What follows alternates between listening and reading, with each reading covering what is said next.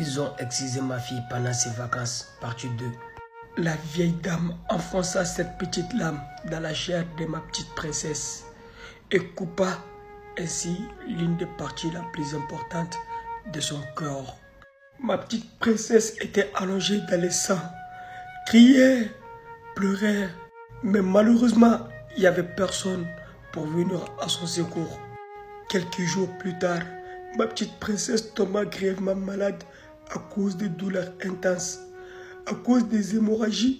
Ses grands-parents s'inquiétèrent de la santé de ma petite princesse, décidèrent ainsi de m'appeler au téléphone pour l'évacuer dans l'urgence. C'est à ce moment que j'ai décidé de prendre les choses en main. Sa mère était prise de panique. On l'évacua direct en France, direction l'hôpital. Une fois arrivé à l'hôpital, on est passé aux urgences. C'est là que le médecin passa des examens approfondis.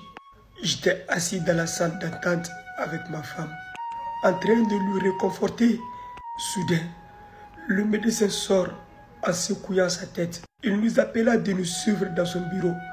Une fois arrivé dans son bureau, le médecin décide de nous dévoiler les secrets. Le médecin nous informe que ma fille souffre d'une douleur intense en bas de son nombril et qu'elle souffre de l'hémorragie, mais que ça c'est dû à son excision. C'est là que sa mère piqua une crise. J'ai fondu en larmes. Je me sentais si faible devant cette situation. Je me sentais si coupable. Au réveil de ma femme, elle décida de porter plainte contre moi, d'avoir abusé de sa confiance. Elle a pensé directement que j'étais complice avec mes parents. Elle ne voulait plus rien savoir sur moi. Le médecin nous fait croire qu'il y a une solution, qu'elle pouvait être réparée, mais qu'il y a de fortes chances qu'elle risque d'être traumatisée durant toute sa vie, mais qu'on aura besoin d'un psychiatre. Le lendemain, je reçois une convocation de la part de la police. Je me suis rendu au commissariat qui décida de m'enfermer.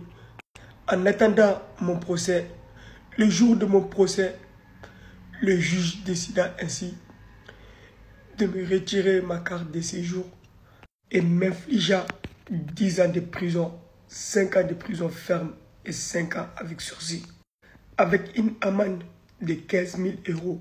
Après avoir purgé un an, un lundi matin, j'étais informé que ma petite princesse a perdu la vie suite à un arrêt cardiaque provoqué par l'hémorragie.